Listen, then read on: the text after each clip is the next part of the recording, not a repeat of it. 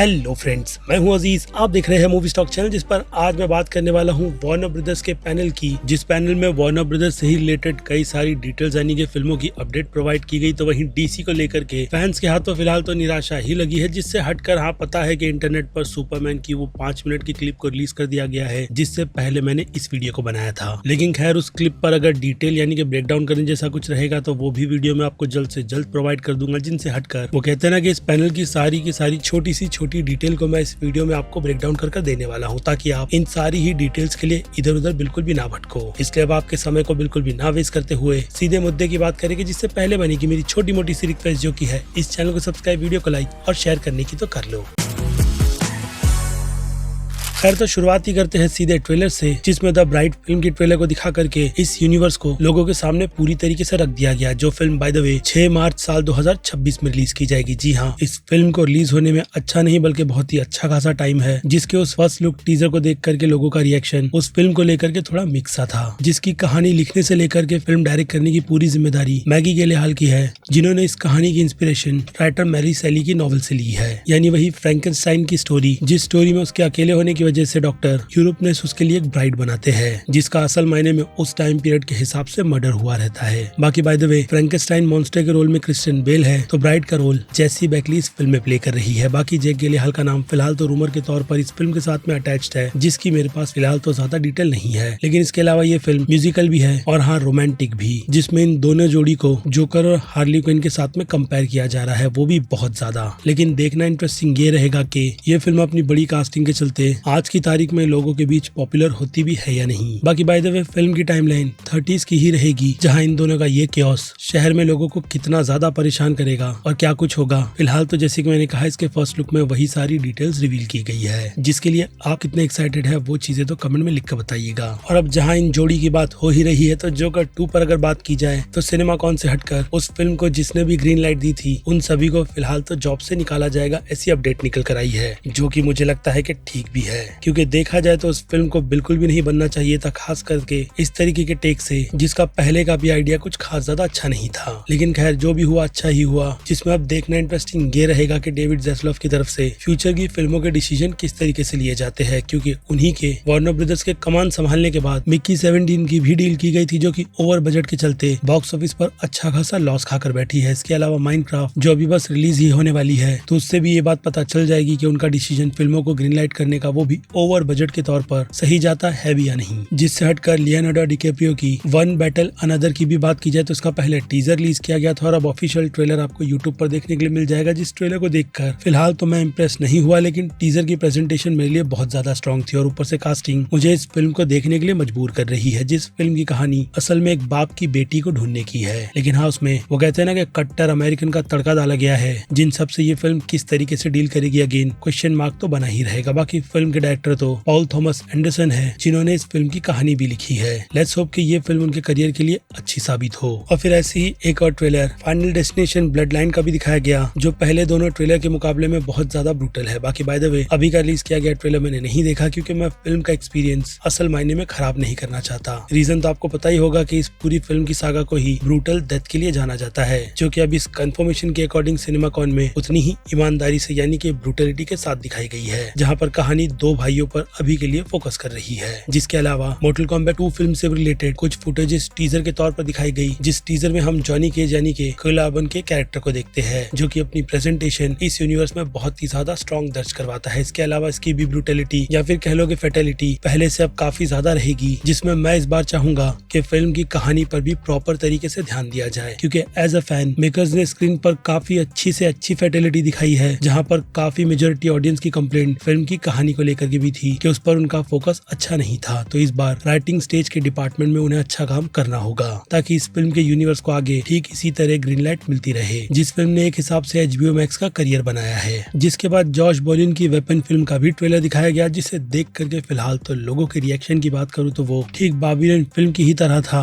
जो फिल्म अगर आपने नहीं देखी तो मैं आपको हाईली रिकमेंड करूंगा कि आप उस फिल्म को देखो। बाकी वेपन की बात की जाए तो इस फिल्म को भी डायरेक्ट और लिखने की जिम्मेदारी जैक क्रेगर की ही थी, जो इसके अलावा आप सीधे रेसिडेंट इविल फिल्म डायरेक्ट करने के लिए चले गए हैं। बाकी इस फिल्म की कहानी की बात की जाए तो फिल्म की कहानी ट्रेलर में एक छोटे से टाउन पर फोकस करके दिखाई जाती है, जहाँ पर क्लासरूम के सारे ही बच्चे एक दिन अचानक से ही जंगल चले जाते हैं और गायब हो जाते हैं। जिसके बाद की इन्वेस्टिगेशन और वो कहते हैं ना कि टेंशन का माहौल पूरी तरीके से ट्रेलर में ऑडियंस का ध्यान अपनी तरफ खींचने में कामयाब होता है। जिस स्टोरी को सुनते ही मुझे लगता है कि आप भी एक्साइटेड हो जाओगे इसी क्वेश्चन के साथ कि इस फिल्म को जल्दी रिलीज करो। जो फिल्म बाय द वे अभी के लिए तो 8 अगस्त की रिलीज की बताई जा रही है, जी हाँ इस साल। जिसके बाद सीधे समर ब्लॉकबस्टर F1 की बात की जाए तो जैसे कि आपको पता ही है कि ये मेरी इस साल की मच अवेटेड फिल्म की पहली लिस्ट वाली फिल्म है, जिसे मैं जल्द से जल्द बड़े पर्दे पर वो भी 4DX के साथ देखना चाहता हूँ, क्योंकि इस फिल्म को बिल्कुल उसी एक्सपीरियंस के लिए फिल्म के director top gun Maverick film के डायरेक्टर जोसेफ स्कैरिस्की ने डायरेक्ट किया है। और इस फिल्म को भी लेकर स्टूडियो का कॉन्फिडेंस बहुत ज्यादा हाई है, जिसके एक्सपीरियंस के लिए वहाँ पर इस फिल्म की 10 मिनट की फुटेजेस दिखा करके फिर से ऑडियंस के बीच में कहते हैं ना कि इस फिल्म के बस के माहौल को बहुत ज्यादा तगड़ा कर दिया गया। बाकी उस 10 मिनट की फुटेजेस की बात की जाए तो कार रेस और उसके बीच चल रहे टेंशन को जो रिपोर्ट निकल कर आई है, यही बताया जा रहा है कि कितनी अच्छी तरीके से दिखाया गया है, जिसे मैं भी उन्हीं की तरह थिएटर में बैठ करके फील करना चाहता हूँ। बाकी टॉप गन का जिक्र हुआ ही है तो लेजेंडरी एक्टर वेल किमलर को मेरी तरफ से रेस्ट इन पीस। जिनसे हटकर कॉन्जरिंग द लास्ट राइट्स की बात की जाए तो इस फिल्म का ट्रेलर नहीं लेकिन डिटेल्स रिवील की गई है कि ये फिल्म बाकी कॉन्जरिंग के मुकाबले में बहुत ज्यादा स्ट्रॉन्ग प्रेजेंट रखेगी, जिस बात पर मैं बिलीव करना चाहूंगा, क्योंकि इसके पहले की आई फिल्म कॉन्जरिंग के यूनिवर्स को पूरी तरीके से बर्बाद करने में कामयाब हुई थी। जिस तरीके की गलती मैं नहीं चाहता कि स्टूडियो फिर से रिपीट करे, क्योंकि बस कैश एंड ग्रैब के चक्कर में स्टूडियो ने इस फिल्म के बेकार से तीसरे पार्ट को ग्रीन लाइट दे दी थी, जिसमें इस बार टाइटल के अकॉर्डिंग और प्रोड्यूसर्स की कंफर्मेशन के हिसाब से ये आखिरी फिल्म कही जा रही है जो वॉरेन फैमिली की जर्नी को वो कहते हैं ना कि रेस्ट पर डाल देगी। जिसके बाद इसके स्पिन ऑफ्स आप समझ सकते हो कि इस यूनिवर्स की शोभा बढ़ाते रहेंगे या फिर डुबाते रहेंगे। जो फिल्म बाय द वे इसी साल 5 सितंबर को रिलीज की जाएगी। बाकी अगर कहानी की बात जो मैं बता दूं कि रिवील नहीं की गई है, लेकिन फिर भी कुछ डिटेल सर्कुलेट होती है, तो उन्हीं के माध्यम से अगर कहानी पर नजर डाली जाए तो कहानी स्मॉर्फ फैमिली पर फोकस करेगी, जिनके पीछे डीमन का एक साया मानो ऐसे पड़ चुका है कि इससे उन्हें सिर्फ वॉरेन ही निकाल सकते हैं, जिन्होंने अपने जवानी के दिनों में इसी डीमन का सामना भी किया था। लेकिन कुछ चीजों के चलते वो डीमन पूरी तरीके से खत्म नहीं हुआ था और अब उसके वापस आने का रीजन जूडी है, यानी कि वॉरेन की बेटी, जिसे वो असल मायने में हार्म करना चाहता है। कैसे? वेल, उसका जवाब तो फिल्म देखकर ही मिलेगा, जिसे इस बार भी डायरेक्ट करने की जिम्मेदारी माइकल क्रेविस को ही दी गई है, जिन्होंने इसके पहले वाली घटिया सी बेकार फिल्म बनाई थी।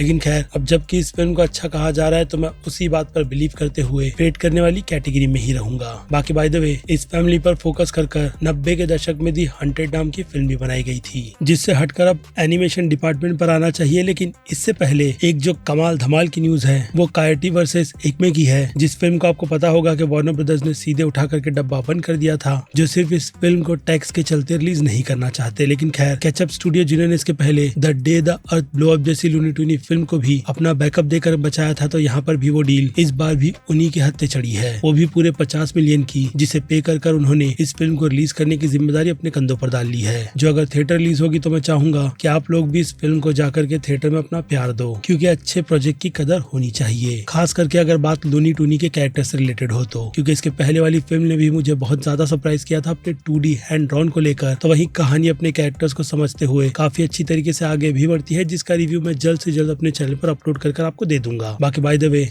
सिर्फ एक प्रोटेस्टर फैंस की ही बात सुनकर इस फिल्म को रिलीज किया जा रहा है, इसलिए वो जो कोई भी वार्नर ब्रदर्स के स्टूडियो के बाहर अकेला प्रोटेस्ट कर रहा था इस फिल्म को रिलीज करने के लिए, वो एक हिसाब से जंग जीत चुका है। इसलिए घर वापस आ जा भाई, अगर अब भी वहीं पर है तो। बाकी अब इससे हटकर वार्नर ब्रदर्स के एनिमेशन डिपार्टमेंट की बात की जाए तो हाँ, स्टूडियो ने वो कहते हैं ना कि एनिमेशन को लेकर के उन्हें कितना प्यार है, वो बात भी वहाँ पर जाहिर कर बताई है। इसलिए ओरिजिनल आईपी पर स्टूडियो जोरों शोरों से लगा पड़ा है। खास करके अगर उस फ्रेंचाइजी में कुछ प्रोजेक्ट्स की बात की जाए तो फ्लिंटस्टोन, जी हाँ फ्लिंटस्टोन जैसे प्रोजेक्ट को वार्नर ब्रदर्स ने ग्रीन लाइट दे दी है, जिसकी फुटेजेस भी वहाँ पर शो की गई, जो काफी ज्यादा कलरफुल है। इसके अलावा टॉम एंड जेरी की आईपी को भी फिर से रिवाइव किया जा रहा है इस बार, लेकिन एनिमेशन फॉर्म में, जो कि मैं चाहूंगा कि अपना जादू इस बार तो अच्छी तरीके से लोगों के सामने बिखेरे, क्योंकि जिस फिल्म का कचरा बना करके हमें दिया गया था वो डेफिनेटली इन कैरेक्टर्स को डिसरिस्पेक्ट ही करती है। और इसके अलावा डॉक्टर सूज के project oh the place that you'll go और the cat in the hat की भी बात की गई, जो कि असल मायने में जूस के पूरे यूनिवर्स का एक ऐसा कैरेक्टर है जो मॉन्स्टरिंग की तरह जूस के हर एक यूनिवर्स में जा सकता है। जो बात मैं आपको इसलिए बता रहा हूँ क्योंकि इसी से वार्नर ब्रदर्स जूस के पूरे यूनिवर्स को लेकर अपनी एक अलग तरीके की शुरुआत करना चाहता है, जिस पर ऑलरेडी इल्यूमिनेशन स्टूडियो स्टूडियो ने अपना पूरा का पूरा स्टूडियो ही खड़ा कर दिया।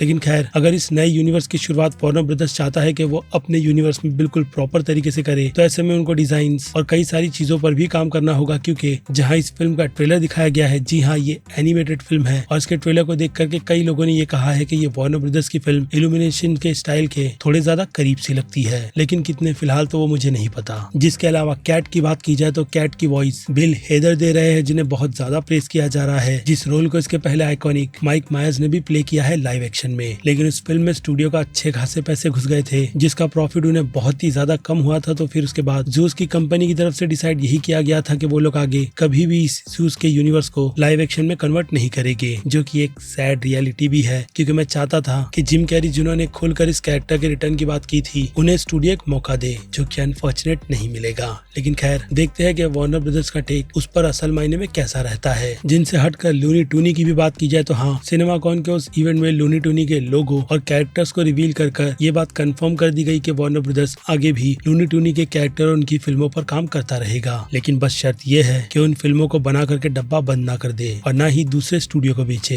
क्योंकि जहाँ ऐसा लगता है कि वार्नर ब्रदर्स अपने लूनी टूनी के यूनिवर्स को लेकर के बिल्कुल भी इंटरेस्टेड नहीं है, तो वहीं इस तरीके की अनाउंसमेंट हम फैंस को चौंका ही देती है। क्योंकि इसके अलावा भी HBO मैक्स या फिर कह लो मैक्स से सारे के सारे लूनी टूनी कंटेंट को हटा दिया गया, जिसके बाद जाकर के रीजन यही दिया गया कि बच्चों को कंटेंट अलग प्लेटफॉर्म पर रखा जाएगा, ताकि वहां पर बच्चे उन्हीं कंटेंट को देख करके एंजॉय करें, ना कि इधर उधर भागते हुए उनकी नजर मैक्स के दूसरे एडल्ट कंटेंट पर भी चली जाए। जो डिसीजन सुनने के लिए तो ठीक लगता है, लेकिन देखते हैं कि स्टूडियो से अप्लाई कैसे करता है। और हाँ, इन सारी की सारी फिल्म की अनाउंसमेंट को भी, क्योंकि एक हिसाब से अनाउंसमेंट वो भी लूनी टूनी के यूनिवर्स को लेकर के मुझे इतना भी ज्यादा उम्मीद से नहीं भर रही कि मैं स्टूडियो पर भरोसा करूं। बाकी आपका कमेंट में लिख कर बताइए। जिसके बाद आखिरी एनिमेटेड प्रोजेक्ट की बात की जाए तो डायनामाइट डीओ, जी हाँ, रॉबिन और डिक ग्रेसन के कैरेक्टर की स्टोरी, वो भी अलग अलग एनिमेशन स्टाइल को एक्सप्लोर करते हुए किस तरीके की रहेगी फिलहाल तो वो बात मुझे नहीं पता, लेकिन जिन स्टूडियो ने इस प्रोजेक्ट पर अपना विजन लगाया है वो कह सकता हूँ कि माइंड ब्लोइंग ही है, क्योंकि पॉपिटियर्स को वो भी टेस्ट फुटेजेस के अकॉर्डिंग इतनी अच्छी तरीके से मूव करना लिटरली शॉक ही करता है। बाकी हाँ, इसकी वहाँ पर फुटेजेस भी दिखाई गई, जिसे देख करके कह सकता हूँ कि लोगों ने बहुत ही ज्यादा इस प्रोजेक्ट को प्रेस किया है। बाकी रिलीज डेट की बात करें फिलहाल तो वो कंफर्म नहीं की गई, लेकिन मुझे लगता है कि ये प्रोजेक्ट नेक्स्ट ईयर यानी साल 2026 में ही आएगा, उससे पहले नहीं। जिसके बाद मैं चाहता था कि डीसी के भी यूनिवर्स को जेम्स गन अच्छी तरीके से सिनेमाकॉन में प्रेजेंट कर ये बताए कि उनकी फ्यूचर प्लानिंग ज्यादा नहीं बल्कि कुछ प्रोजेक्ट्स को लेकर के किस तरीके की है, क्योंकि उस प्रेजेंटेशन में डीसी के सिर्फ 2 ही प्रोजेक्ट रिवील किए गए, एक डायनामाइट डीओ तो दूसरा सुपरमैन, जिसके बारे में हमें पहले से ही पता है। तो इसे लेकर के वहाँ पर आधे घंटे का इंटरव्यू सेक्शन चला था, जिसे लेकर के कुछ लोगों का रिएक्शन, वो कहते हैं ना कि बोरिंग मीडिया ट्रेनिंग, इन्हीं सभी का निकल कर आया, क्योंकि उस पूरे इंटरव्यू में सारी सुनी सुनाई बातों को ही रिपीट किया गया, जैसे कि क्रिप्टो जेम्स गन की लाइफ में क्या इम्पैक्ट डालकर बैठा है। इसके अलावा सुपरमैन का कैरेक्टर वार्नर ब्रदर्स के साथ साथ उन एक्टर्स जो उस कैरेक्टर का रोल प्ले कर रहे हैं उनके लिए भी कितना ज्यादा इंपॉर्टेंट है। तो वहीं बाकी सारी कास्टिंग भी कुछ इसी तरीके से इस फिल्म की मैं कह सकता हूँ कि थोड़ी चापलूसी करती हुई नजर आ रही थी। यानी वो जो बात मैंने सुनी है यहाँ पर, अब मैं वो दावे के साथ कह सकता हूँ कि डीसी अपना पूरा दाव सिर्फ और सिर्फ सुपरमैन फिल्म पर ही लगा करके देखना चाहता है कि बॉक्स ऑफिस पर रिजल्ट किस तरीके का रहेगा, जिसके बाद ही जाकर के डेविड यानी के बाकी दूसरे प्रोड्यूसर्स की तरफ से उन्हें और पीटर सैफरन को फंडिंग दी जाएगी, ताकि वो डीसी के कई सारे जो प्रोजेक्ट्स उन लोगों ने अनाउंस किया और कुछ जो उनके दिमाग में चल रहे हैं जल्द से जल्द बना करके लोगों के सामने लाए। लेकिन खैर, जेम्स गन के सरप्राइज की बात एक हिसाब से कास्टिंग को प्रेजेंट कर मुझे लगता है कि प्रैंक की ही थी, जिससे ज्यादा उन्होंने कुछ भी रिवील नहीं किया। हालांकि फिल्म की क्रिप्टो की कुछ क्लिप को वहाँ पर रिवील किया गया, लेकिन इस तरीके से यार, जब आपने टेस्ट स्क्रीनिंग कर ली है और उसे बहुत ज्यादा प्रेज भी किया जा रहा है, बाय द वे कुछ जो लोगों ने वहाँ पर इस फिल्म को देखा है उनकी तरफ से भी इस फिल्म को प्रेज ही किया गया है, तो फिर ऐसे में सिनेमाकॉन में उन्हें इस फिल्म का ट्रेलर ही लेकर जाना चाहिए था, ना कि बस 5 मिनट की क्लिप जिसे अब वहाँ पर दिखाया गया है। लेकिन इंडिया में सेंसर बोर्ड के चलते फिलहाल तो उस क्लिप को थिएटर रिलीज नहीं किया जाएगा माइनक्राफ्ट के साथ, जिस क्लिप की ऑफिशियल कंफर्मेशन फिल्म की कास्ट नहीं कर इस बात पर मोहर लगा दी है। बट याद रहे, इंडिया के लिए बिल्कुल भी नहीं। लेकिन यार, मैं फिर से कहूंगा कि मैं सिर्फ टेस्ट स्क्रीनिंग पर ही बिलीव नहीं करना चाहता,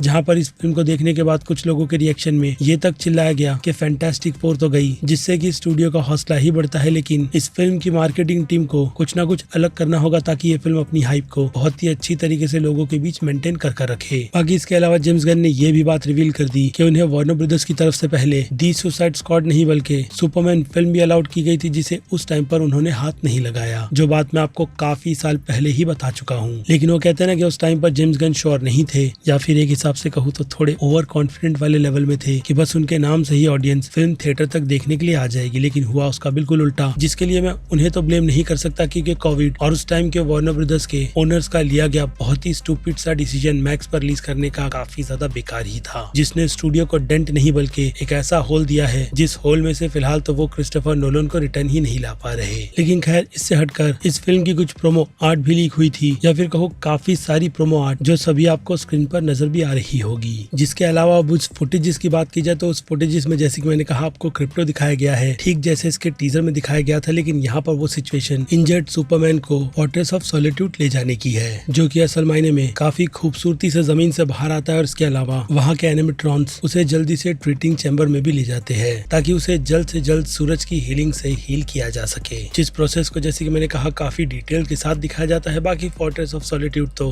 फिल्म में किस तरीके का दिखेगा वो अगेन आपको स्क्रीन पर दिख रहा होगा, लेकिन यहाँ पर एक कैच उस जगह के डोर को भी लेकर है जो सिर्फ और सिर्फ क्रिप्टो की बार्गेनिंग से खुलता है। और फिर क्या, उस सर्विस के लिए सुपरमैन जब उन्हें थैंक यू कहता है तो बदले में उससे वो लोग यही कहते हैं कि वो लोग इंसान नहीं है, इसका उन्हें कोई भी फर्क नहीं पड़ता। लेकिन इस इमेज को देख करके ये बात पता चलती है कि फर्क असल में सुपरमैन को पड़ता है। जिस जगह पर कौन आया है और किसने इस रोबोट के साथ साथ सुपरमैन तक को इंजेक्ट किया था, डेफिनेटली वो पता तो फिल्म देखकर ही चलेगा। लेकिन इसके अलावा लुइस सुपरमैन को इंटरोगेट कर रही है, जैसी झलक हमने इसके टीजर में देखी थी, लेकिन किस तरीके से फिलहाल तो वो डिटेल अच्छी तरीके से प्रोवाइड नहीं की गई। तो इसके अलावा मेटामॉर्फियो, हॉक गर्ल और मिस्टर टेरिफिक पर भी अच्छी खासी नजर डाली गई, जिन्हें लेकर के अच्छा खासा प्रेज फिलहाल तो ऑडियंस की तरफ से उन्हें मिला है। बाकी गाय गार्डनर को लेकर नेथन फेलियन ने तो कंफर्म ही कर दिया है कि वो लैंटन जैसी सीरीज में भी नजर आएगा, जिस कैरेक्टर की डिटेल मैं आपको पहले ही प्रोवाइड कर चुका हूँ। तो उससे हटकर फिल्म पर क्लिप से लेकर के टेस्ट स्क्रीनिंग में भी पॉजिटिव रिस्पॉन्स ही निकल कर आया है, जहाँ पर इस बार भी इस फिल्म पर जो फिर से टेस्ट स्क्रीनिंग हुई थी डिटेल्स बहुत अच्छी तरीके से प्रोवाइड कर दी गई कि ये फिल्म सच में लोग देखेंगे तो बहुत ज्यादा पसंद करेंगे। लेकिन कितनी फिलहाल तो वो बात मुझे नहीं पता है तो बस यही कि ये फिल्म ठीक होप की तरह डीसी की भी एक उम्मीद है, और ऑडियंस का ट्रस्ट कितना रहेगा वो तो फिल्म रिलीज होने के बाद ही पता चलेगा। लेकिन खैर, सिनेमाकॉन के इस पैनल में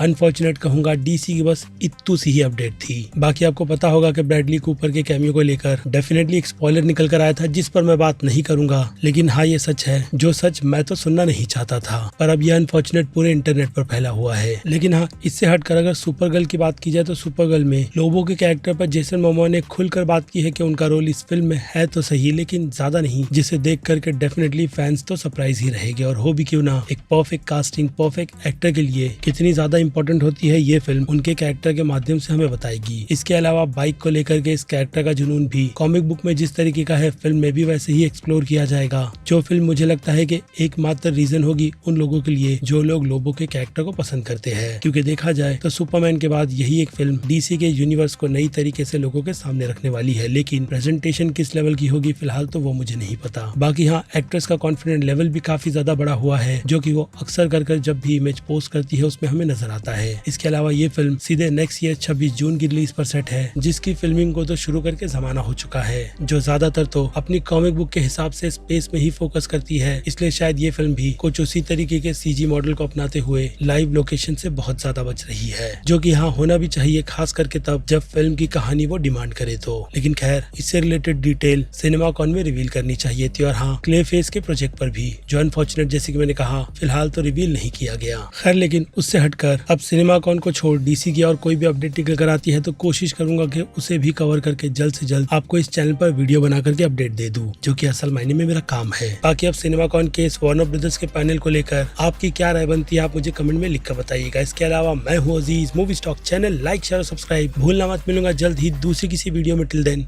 bye.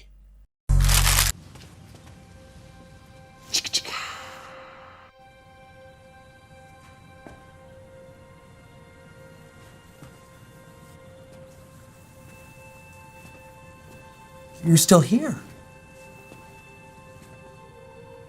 It's over. Go home.